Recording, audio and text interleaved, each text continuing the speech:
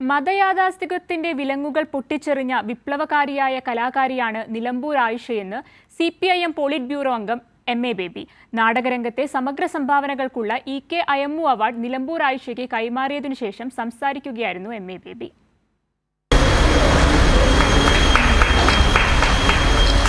നിലമ്പൂർ കേന്ദ്രമായി പ്രവർത്തിക്കുന്ന EK അയമ്മു സ്മാരക ട്രസ്റ്റാണ് പുരസ്കാരം നൽകിയത്.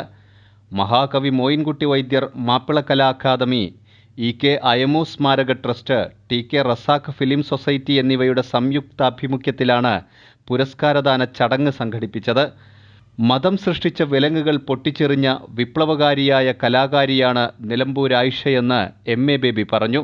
തുടർന്ന് നടന്ന EK അയമ്മു അനുസ്മരണ സമ്മേളനത്തിൽ trust chairman E Padmakshan, Nilambur Ayisha, TK Hamza, doctor Hussain Randathani തുടങ്ങിയവർ സംസാരിച്ചു.